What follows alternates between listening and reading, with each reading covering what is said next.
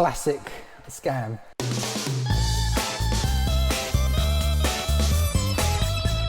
Selling online can be very, very risky. You're open to fraud, scammers, people saying they haven't got an item when they have, people switching an item, they've got a broken item, they buy yours, switch it, send you the broken item back. Also buying online as well. You can pay for a service that never turns up or something that's not as described. There's a lot of things that can potentially go wrong. Lots of ways you could lose money. And there's a lot of people out there that are trying to take advantage of this. Sitting down eating my lunch one day and Rip Off Britain came on BBC and a very interesting scenario came up. So I thought I'd sit down again, we'll watch this and see what could have been improved, how to avoid it, and what needs to be done better. In the clinic today, tech whiz David McClelland and lawyer Gary Rycroft are here to help Daniel Rouse. So basically on the show, there's a segment where they get two experts in, obviously an expert and a lawyer. Obviously when it comes to fraud and that gets to criminal activity, so they need a lawyer. And then there's a guy who's an expert, I think, on like, when it comes to actually buying online, selling online and all stuff like that. They've got two experts and a scenario. In January 2022, Daniel put his PlayStation 5 up for sale on social media.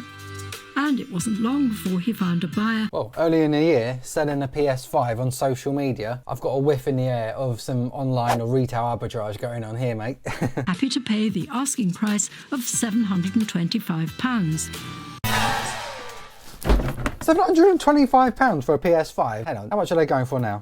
On eBay, 590, 700. What are they actually selling for though? There's still a massive problem with trying to get a PS5. I knew it was a thing when it first came out, like for the first year or so. Like 500, 520, 510. And he sold one earlier in the year, 700 odd quid. So he's definitely bought it and just sold it on again. It said social media, so I'm guessing he sold it on Facebook Marketplace. 0 fees.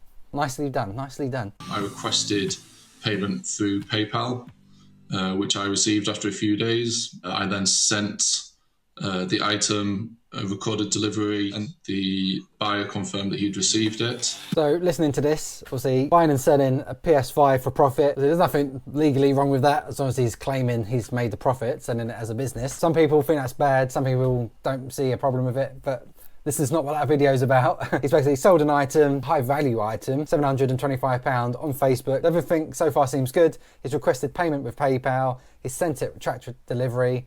And they've even confirmed, according to him, that they've received it. But one of these three things hasn't gone through as it should. Let's find out more. Daniel transferred all the money from his PayPal to his current account and went on to spend it. But there was a problem. PayPal had informed me that the transaction had been deemed as unauthorized by the buyer's bank and that they were demanding the money back. Classic scam. So basically you sell something, they pay with PayPal, you send it, and then you get an email saying the buyer has contacted their bank because it's an unauthorized payment. So they'll probably say they've lost access to the card, their card details been stolen, someone bought it on their card without their consent, so like a child or a friend, something like that. Then normally all you have to do is provide your successful tracking information. So say I sold this PS5, I'd show them, I'd probably send that with like UPS or Parcel Force, upload that, even add screenshots of confirmed delivery with the tick delivered, everything like that. Screenshots of the PayPal transaction, case closed. Not in this case. The buyer appeared to be claiming that they hadn't received the games console after all and had asked their bank to reclaim the money. So PayPal opened an investigation, but Daniel thought he had all he needed to prove it was a legitimate transaction. As I explained, this is normal protocol. Even when you are safe, you know you've got your tracking and everything like that, they'll still open a case and they'll hold the money. Obviously, like they said, he's transferred his money to his bank account. It's all done and dusted, 725 quid. Done. As soon as this case is opened, if he hasn't got money now, there is certain accounts PayPal won't take the money and hold it straight away. Sometimes they just leave it, so his account might be at zero. If his account wasn't as trusted by PayPal, they'll freeze the money straight away, and his account is sitting at minus £725 until it's resolved. I had screenshots of conversations. I had the courier tracking details. I provided all of that to PayPal as they requested. All good so far. Like I said, screenshots, tracking, he's done everything right so far. Despite that, PayPal ruled in the buyer's favour and set about recovering the money from Daniel. So now, somehow, he has lost this case and they have taken the £725 back. So his account is definitely now sitting at minus £725 and he hasn't got the PS5 that he sold, even though he provided tracking, he provided screenshots.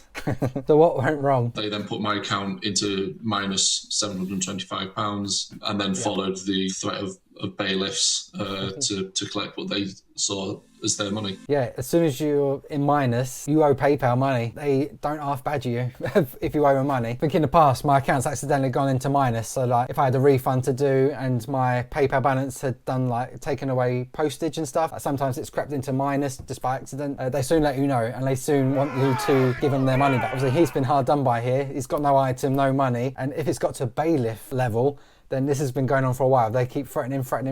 It's now gone to a bailiff. In theory, he owes them the money. Daniel was left out of pocket and without a games console. And he's been left wondering why, when he believed he'd be covered by PayPal's seller's protection scheme. The seller protection policy from PayPal, and I've actually got a copy of it here.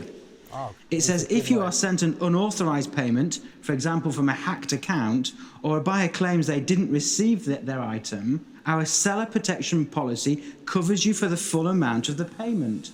So as he just said, if there's a transaction, like you sold something online on Facebook or just privately, whatever, they've paid with PayPal, depends which way though, then you are covered by their seller protection guarantee. Like I said, if someone's unauthorized a payment or anything like that, you are covered by PayPal's protection scheme. If you selected the right option. With PayPal, there's two different ways to receive money. One of them, goods and services. I think that's what it's called. Basically, there is a fee on that. I think it's like 2.something% plus a transaction fee. So it is a small percentage and it's worth it. It'll cover you for anything like this happening. The second way is friends and family. And that's all it should be for. Friends that you trust and know, and family. That's all it should be for. Highly, highly, highly unlikely to scam you, I'm reckoning, unless you've got dodgy friends and questionable family. What one do you think he's done? But PayPal's seller protection policy only applies if the transaction took place on its goods and services platform and not via its friends and family service, which is what Daniel used.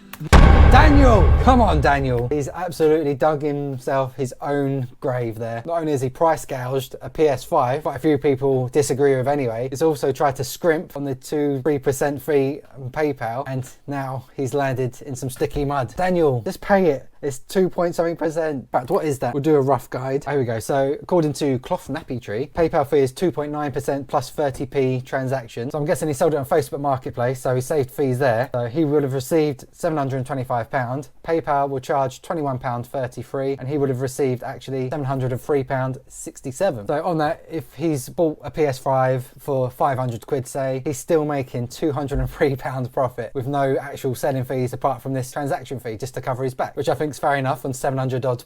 And if something like this did happen, PayPal would cover him. But he's trying to save that £21 and now he's got nothing. What's he done? Daniel, what are you doing, Daniel? If he did want to receive this full amount, he would have had to have requested £446. If he did want the 725, the buyer would have sent that 746.96. PayPal would have then took £21.96 and then he would have been left with £725 after the fees. But obviously he's tried to scrimp on the money and now he's in this sticky situation. We've heard a number of cases where fraudsters have been able to exploit little loopholes in how PayPal works. Unfortunately, maybe that's what's happened to you here.